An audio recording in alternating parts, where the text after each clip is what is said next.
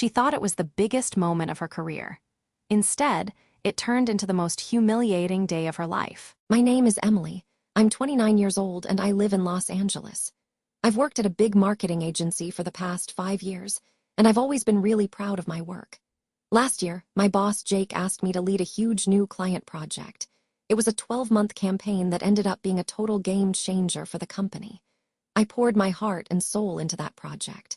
I worked 60-hour weeks, traveled all over the country for meetings, and pulled some all-nighters to get it done. It was stressful, but I was so excited to finally be recognized for my hard work. The day we were set to present the results to the entire company, I just knew this was my big moment. I had my whole presentation ready, and I was ready to blow them all away.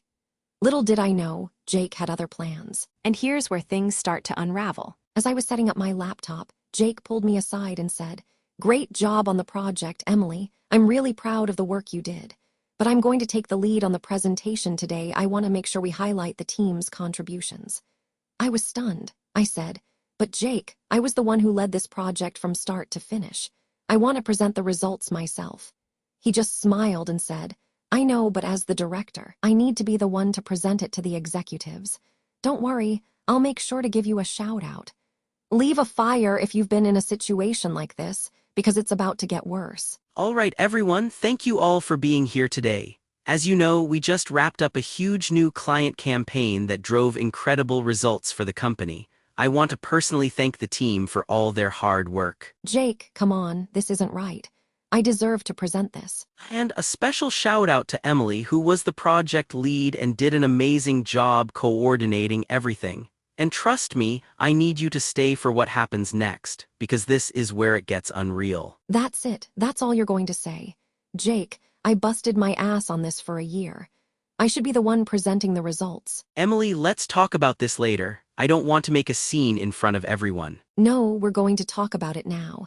This is my project and you're taking all the credit for it. That's not fair. Oof, you could feel the tension in that room. Emily was fuming, and Jake was clearly trying to keep his cool. But something tells me this is about to get even messier. Everyone needs to know the truth. I was the one who landed the client. I managed the entire campaign, and I put in 80-hour weeks to make this a success. This is my work, not yours. Emily, that's enough. I am your boss and I decide how we present this to the company. If you can't respect that, then maybe you should consider finding another job, and trust me, the real drama is just getting started. Keep watching to see what happens next. You're unbelievable, Jake.